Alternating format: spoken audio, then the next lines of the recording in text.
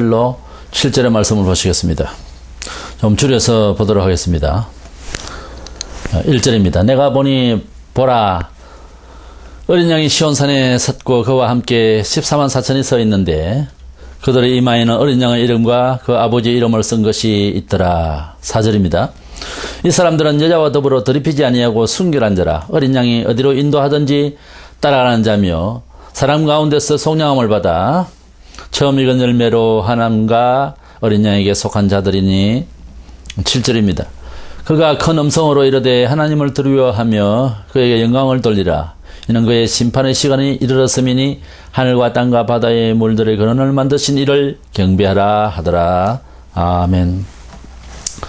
우리는 요한계시록 13장에서 소위 666의 대환란, 즉 그리스도의 대환란을 보았고 또 그의 오른팔이 되는 종교적인 거짓 선지자 돛불 가진 짐승, 그 종교적 핍박을 또한 받게 되는 장면을 보았습니다. 계시록 13장은 대략 마지막 때의 큰 환란의 중간쯤 되는데 그때부터 주님 오시는 직전까지 많은 성도들이 죽게 될 것이 예고되고 있습니다. 정치적으로 그리고 종교적으로 환란을 받는다고 하는 것은 상당히 힘겨운 그런 환란이 되겠습니다. 근데 문제는 이 본문에서 14만 4천인이 하나님의 도성에서 그리스도와 함께 서 있는 것을 보게 되는데 이 14만 4천 명이 누구냐 하는 것입니다. 대략 사람들은 계시록 7장에 있는 14만 4천 명을 바로 여기에 있는 사람들과 같은 사람이라 보게 됩니다. 물론 우리가 볼 때는 14만 4천인이 같은 인원 같아도 그러나 14만 4천인이 그 수효대로의 하나님의 백성은 아니지만은 하나님의 백성을 상징하는 수이긴 해도 7장에 다시 보게 되면 두 무리의 구원의 무리가 나옵니다.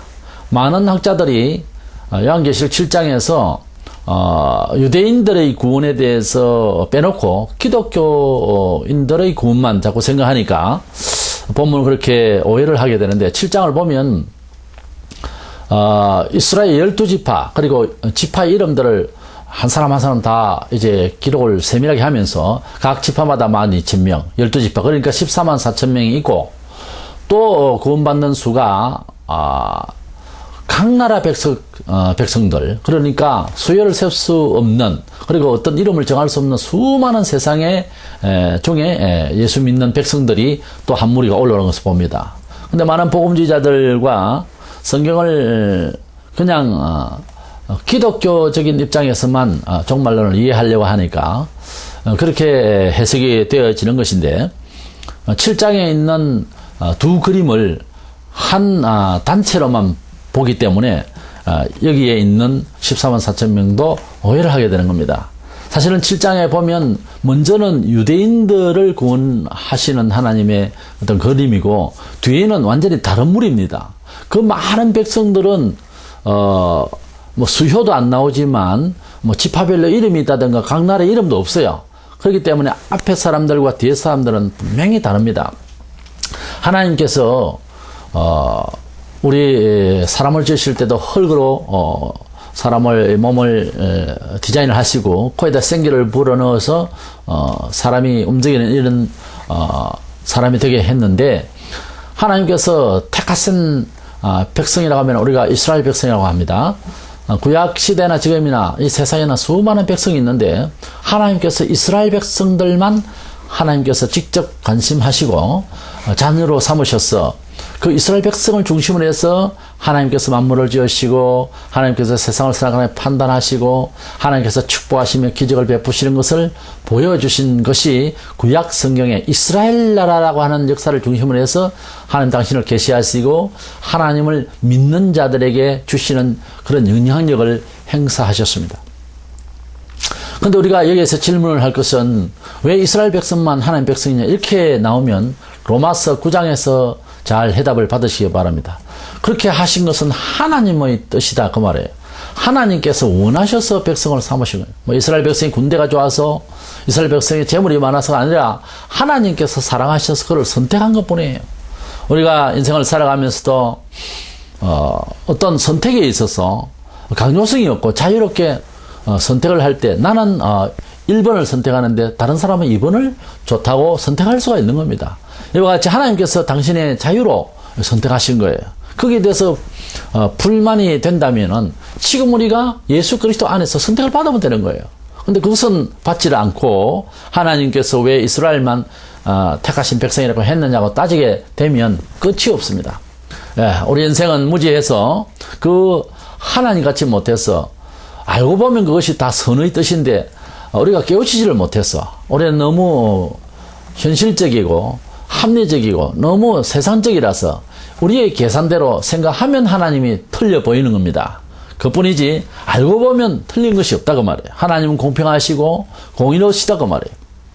하나님께서 이스라엘 백성을 육신적인 가시적인 하나님 백성들로 이렇게 삼으셨고 이제 신약에 와서는 모든 사람이 예수 그리스도 안에서 하나님 백성이 될 수 있는 길을 열어 놓으신 것입니다. 이래서 육신적인 하나님의 선택된 백성이 있는가 하면은 영적으로도 선택된 백성들이 예수를 믿게 되는데요. 우리가 모든 만국의 백성들 가운데서 예수를 그리스도로 믿게 되는 사람들이 또한 하나님의 백성이 되어서 육적인 하나님의 백성과 영적인 하나님의 백성, 이래서 영육간의 하나님의 백성이 있는 것입니다.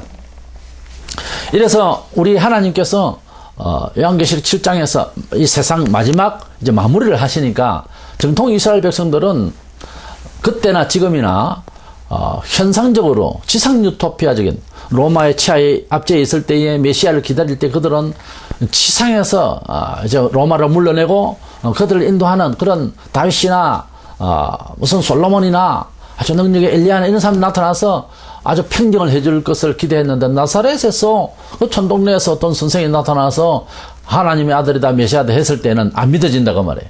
그런 정통 유대인들은 지금까지도 개종한 사람이 한 10%가 된다고 하는 말도 있는데 그들이 아직도 메시아를 기다리고 있는 거예요.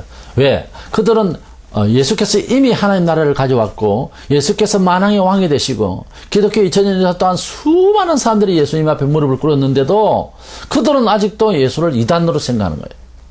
그런데 우리 예수님께서 오실 때에는 그들도 우리와 함께 아브라함과 이삭과 야곱의 그 하나님은 살아계신 하나님은 또 산자의 하나님을 했는데 비록 그들은 죽었지만 영혼은 하나님의 품에 있기 때문에 그들도 다 정례 다 우리와 함께 부활하게 될 것입니다.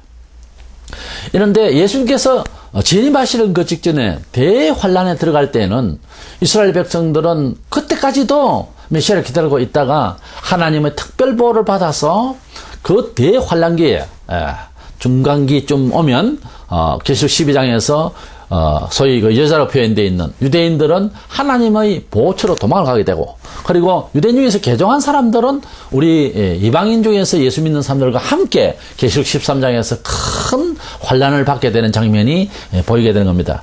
이와 같이 유대인들과 일반 이방 기독 신도들의 이 하나님 영육간의 백성들을 마지막에는 함께 구원하시는 장면이 계시록에 연출되고 있는데 이것을 무시하고 그저 복음적으로만 해석을 하려고 하면은 마치 창세기를 펴놓고 잠언세를 읽듯이 교훈을 이야기한다든가 또는 시편을 펴놓고 뭐 종말을 이야기하고 이렇게 하면은 물론 거기에는 또 우리가 말씀을 얼마든지 영해할 수 있는 부분도 있습니다만은 교훈은 교훈 쓰고 역사서는 역사 쓰고 그렇습니다.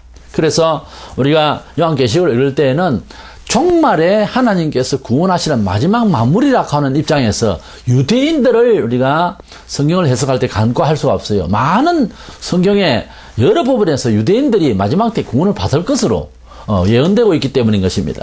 그래서 종합적으로 세밀하게 주신 다소 내용은 어렵지만은 요한계시록에는 반드시 유대인들을 무시할 수가 없는 그래서 계시록 7장에서는 유대인들을 구원하시는 그 장면에 있어서 아주 이름들을 거명하시면서 12지파에 12,000명씩 그래서 곱하기 12 곱하기 12,000 하면 14만 4천 명이 되죠. 그래서 14만 4천 명은 꼭 그 인원수라기보다 하나님의 택하신 백성들을 상징하는 수라 하는 것입니다. 예. 이래서 이 14만 4천 명이 계시록 14장에도 또 나오거든요. 오늘 이 본문의 14만 4천 명은 누구인가? 사실은 요한계시록 17장에 나온 그 유대인들이 14만 4천 명하고는 상당히 다른 표현으로 되어 있습니다. 14만 4천이라고 하는 것은 하나님의 선택되어진 택하신 백성이라고 하는 그런 상징적인 수로서는 얼마든지 뭐 3번을 써도 좋고 5번을 써도 우리가 무리가 없죠. 하나님께서 쓰시고자 할 때는.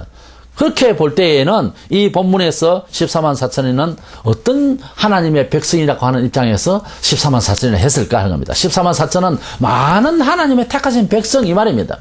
그래서 그 많은 하나님의 택하신 백성들이 계시록 14장에서 이렇게 보이는데 14만 4천 명이 7장에 있던 14만 4천 명이 여기에 나타나서 구원을 얻은 것이다. 뭐 이렇게 구원의 모습이다. 이렇게 표현을 하는데 사실은 그렇지 않습니다.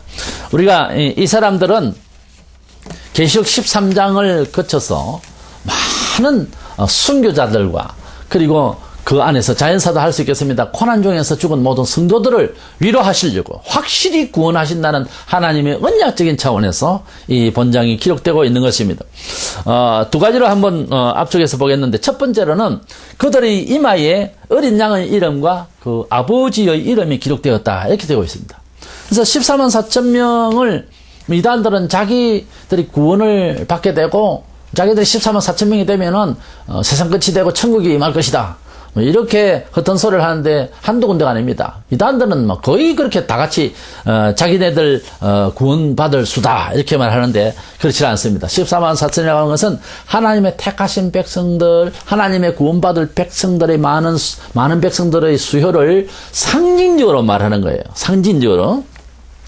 그렇지 않으면은 14만 4천 명 훨씬 넘었단 말입니다. 이단들 자기 자신들도 그 수요가 훨씬 넘었는데도 계속 그런 엉뚱한 소리를 하게 되는데 우리는 이 14만 4천 명이 우리 본장에 보면은 어린 양의 이름도 있고 아버지의 이름도 머리에 이렇게 쓰여져 있는 이런 14만 4천 명 사람들이다 하는 것입니다. 그런데 계시록 7장의 14만 4천 명은 하나님의 인을 맞았다라고 하기 때문에 유대인들만을 상징적으로 말하고 있지만 여기에는 어린 양의 이름도 기록되어 있다 했기 때문에 결국은 예수 믿는 하나님을 아는 사람들이다 이런 결론이 되겠죠. 그렇기 때문에 하나님 아버지라고 할 때는 유대식의 어떤 뉘앙스가 있고요. 어린 양은 예수님이니까 어린 양 하면 기독교식의 뉘앙스가 있습니다. 그래서 어린 양과 아버지의 그 이름이 같이 기록되었다라고 하는 것은 유대인으로서 개종해서 기독교인이 됐거나 또 이방인으로서 예수 믿은 사람들, 그래서 예수 믿고 하나님 아버지를 아는, 즉 이방인 기독 성도들과 하나님 아버지만 생각하던 그 유대인이 개종한 기독교인들과 함께 13장에서 고난을 받거든요. 12장 제일 마지막에 보면은 그 여인의 후손, 유대인들의 후손은 하나님 아버지도 믿고 어린 양의 증거도 가진 사람들이거든요. 그러니까 개종한 유대인이라고 그 말이에요. 기독교를 개종한. 그러니까 13장에서 예수 믿는 천하 모든 유대인이든 이방인이든 예수 믿는 모든 사람들이 엄청나게 죽음을 당합니다. 죽임을 당하고 순교를 당하고 또 많은 고통을 당해서 그렇게 죽을 때에 그들이 얼마나 이제 힘들겠습니까? 그래서 우리가 보고 있는 미래의 예언조차도 힘든데, 그렇기 때문에 하나님께서 그들을 반드시 구원하신다고 하는 차원에서 이 본장으로 우리에게 언약의 위안을 주시는 것입니다. 그래서 어린 양의 이름과 그 아버지의 이름이 있더라 이렇게 같이 있기 때문에 해석을 좀 달리 해야 된다고 말이에요. 두 번째로는 그들은 새 노래를 부른 자들이다 이렇게 되어 있어요. 새 노래. 본문 14장 3절에 보면 새 노래를 부르니 땅에서 속량함을 받은 14만 4천 밖에는 능히 이 노래를 배울 자가 없더라 그랬어요.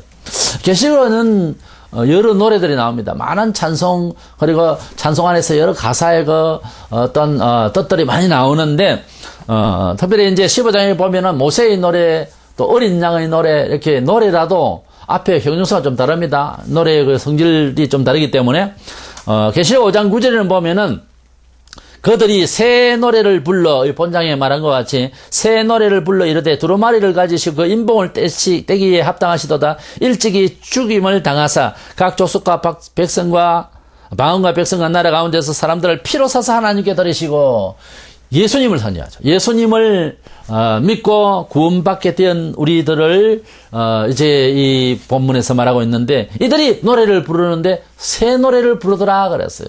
예. 바로 기독교인들이 부르는 하나님의 아들 예수 그리스도를 통하여 부르는 노래를 새 노래라고 그래요. 과거에 보면 새 찬송가라는 것도 있었는데, 정말 괜찮은 찬송가 제목이에요. 사실 새 찬송가, 새 노래라는 겁니다. 찬송가 안 하더라도 새 노래라고 해도 얼마든지 가겠죠?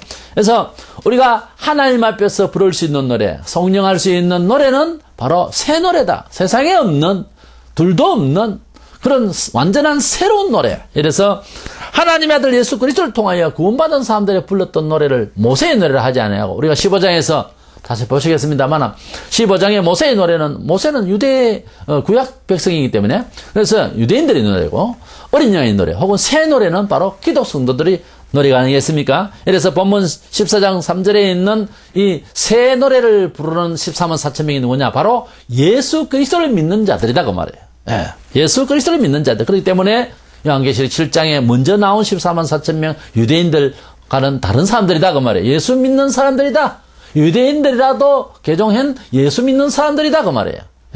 이마에 어린 양의 그리고 그 아버지의 이름이 같이 써져있고 새 노래를 부르니 이 사람들은 바로 예수 믿는 사람들로서 그 대환란기에 많이 죽어갈 그러한 순교자들 특별히 상징하고 또 자연사로서 그 환란 중에 죽은 모든 성도들을 상징한다 이렇게 해석될 수가 있겠습니다. 본문 14장 4절에 이 사람들은 여자와 더불어 더럽히지 아니하고 순결한 자라 어린 양이 어디로 인도하든지 따라가는 자며 사람 가운데서 속량함을 받아 처음 익은 열매로 하나님과 어린 양에 속한 자들이니 하나님과 어린 양에 속했다. 여기에서도 보세요. 그냥 어린 양에 속했다 하지 않고 하나님과 어린 양에 속했다. 비록 우리가 이방인들로서 예수 믿지만 예수 믿고 난 뒤에 하나님 아버지를 알게 되는 겁니다. 그러니까 예수 믿고 하나님 아버지를 알게 되는 것은 이방 기독 성도들이고 유대인은 하나님 아버지만 믿었잖아요. 근데 하나님 아버지를 믿다가 보니까 메시아를 믿고 메시아 이름이 예수다. 그래서 하나님 아버지와 예수를 믿지만 우리는 예수님과 하나님 아버지를 믿는 거예요. 어쨌든 개종한 유대인 기독교인과 이방 기독교인이 함께 부를 노래가 예수와 하나님 아버지의 이름을 같이 부를 수 있는 것 아니겠어요? 그래서 이 본장 14만 4천 명의 사람들이 부르는 노래 그리고 따라가는 이러한 발걸음은 바로 예수 그리스도를 향해서 따라가고 그들은 하나님 앞에 처음 익은 열매라고 해요. 처음 익은 열매라고 하면은 구약적 배경의 성격인데 이것은 하나님의 것이다 그 말이에요. 완벽한 하나님의 소유다 그런 뜻입니다. 처음 익은 열매라고 하는 것은 바로 정말에 하나님의 택하신 백성들 가운데서 순교자 그리고 그 가운데서 많이 죽어갈 성도들을 확실히 하나님의 소유로 하나님의 것으로 삼겠다는 하나님의 것이라고 하는 차원에서 위안의 언약의 말씀이 확신시켜 주시는 말씀, 구원의 확신을 시켜주시는 말씀, 하나님과 어린 양에 속한 자들이다 이렇게 말씀해 주고 있습니다. 우리가 이스라엘 백성을 구원할 때는 어린 양 이런 말 하지 않았죠. 근데 신약에는 우리 이방 기독 성도들이 예수를 믿고 구원받지 하나님 아버지와 예수를 믿어서 구원받지 이런 식으로 표현이 안 되고 있거든요. 근데 계시록에는 유별나게 하나님과 예수님 같이 이렇게 구원받는 모습을 그리고 그런 식의 표현이 왜 나오냐 하면은 이제 마무리를 하기 때문에 유대인들도 있고 기독 성도들, 이방인 기독 성도들도 있기 때문에 어린 양과 그 아버지 하나님, 어린 양에게 또 하나님 아버지께 속했다. 이렇게 표현이 두 가지로 나오는 거예요. 당연히 그것은 자연스러운 거죠. 마지막 때 마무리하는 그런 상황이니까요. 그래서 유대인 기독 성도들과 이방인 기독 성도들이 함께 이 마지막 때에 큰 환란 중에 죽어서 하나님의 성, 성리의 성, 시온성에 이제 천국에 서 있더라. 이런 상징적인 표현으로서 여기에 본문에 말씀해 주고 있습니다. 이렇게 하나님께서 마지막 시대에는 유대인들을 구원하시고 또한 이스라엘 백성들을 구원하실 뿐만 아니라 기독 성도들도 함께 구원하시는데 개종한 기독교인들도 유대인들도 함께 구원하시니 이 표현이 어린 양에게 속하기도 하고 하나님 아버지께도 속한 것으로 그렇게 표현이 두 가지로 함께 기록되고 있는 것입니다. 그런데 이제 마지막에 이런 상황에서 천사들이 나타나서 온 세계를 다니면서 하나님의 마지막 그 복음을 전파하게 됩니다. 사실상 구원의 메시지가 사람이 먼저 한 것이 아니고 천사가 먼저 알렸던 것입니다. 예수님께서 이 세상에 오셨을 때에도 천사가 나타나서 소식을 전했어요. 우리가 천사가 있느니 없느니 하는 차원을 이제 아직 해석이 안 된다면 그것은 이 본문을 이해할 수도 없겠지만 천사는 실존합니다. 하나님께서 메시지를 전간의 메신저로서 역할을 가브리엘 그렇게 정해서 하게 하시고 또 미가엘은 싸움의 천사로서 그렇게 역사하셨습니다. 성경에 이 두 천사의 이름이 기록되어 있고 또 천사장이라고 봐줄 수 있는 사탄은 이름이 없습니다. 어떤 이름이 있는지 모르지만은 그도 하나님 앞에서 더 아름답게 지어졌겠지만 그가 하나님 앞에서 교만하다가 대적하다가 추락해서 공중근세 잡은 자로 대적자로서의 사탄이 되었었습니다. 어쨌든 천사가 마지막에 하나님의 택하신 백성들을 다 부르게 되는 것입니다. 그런 차원에서 볼 때 우리가 하나님의 백성을 다 모아야 될 텐데 하고 우리 자신 인위적으로 선교에 경쟁을 하고 이건 문제가 생기는 겁니다. 우리에게 주신 달란트대로 우리가 복음을 위해서 열심히 일은 하지만은 내가 아니면 안 된다는 식으로 나가면 이 문제가 생기는 거예요. 왜? 천사가 다 알아서 마지막에 다 하게 되어 있는 겁니다. 어쩌면 우리가 일상에서 교회 복음의 역사를 우리가 열심을 다해서 함께 이 일을 해나갈 때에도 참 하나님의 성령의 인도를 받아서 어떤 사람은 또 그걸 천사라고도 이렇게 너무 비약해서 설명하는데 성령님과 천사는 다릅니다. 성령님은 하나님의 영으로서 우리에게 충만하실 때에 정말 입술을 주장하시고 모든 사건들을 주장하시는 역사가 있는데요. 천사들도 우리에게 쓰임받을 때에 역사할 수가 있습니다.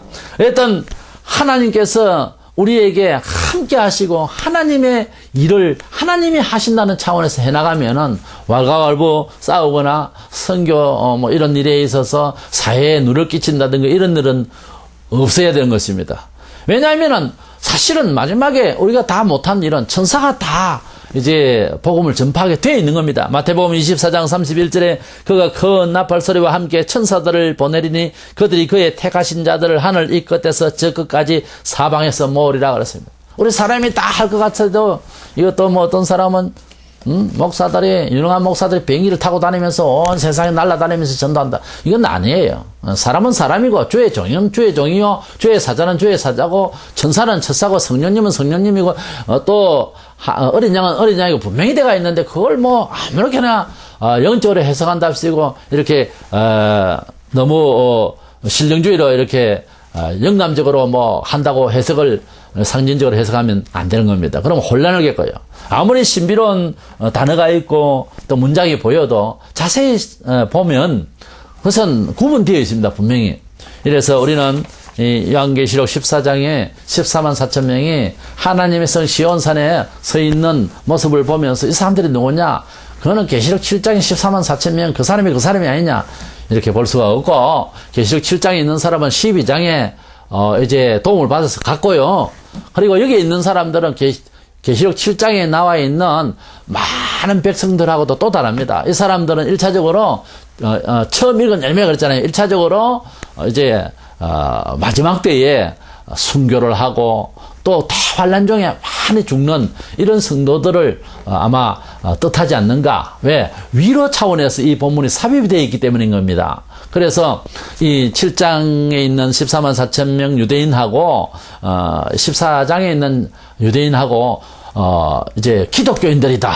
이렇게 14만 4천 명하고 이 두 14만 4천 명을 다 기독교인이다. 이렇게 생각해 버리면은 역사 진행도 없고 그저 창세기를 펴놓고 잠언서 읽듯이 교훈만 받겠다 그러고 하는 거하고 같은 겁니다. 항상 성경은 각 권마다 기록하는 동기가 있어요. 목적이 있단 말이에요. 그런데 창세기는 천지 창조, 그리고 시편이나 잠언, 전도서 연대는 이제 우리 읽어서 우리 교훈, 교양, 하나님 앞에서 도덕성 이런 것들을 우리가 많이 볼 수가 있어요. 예, 특별히 잠언서 같은 데는.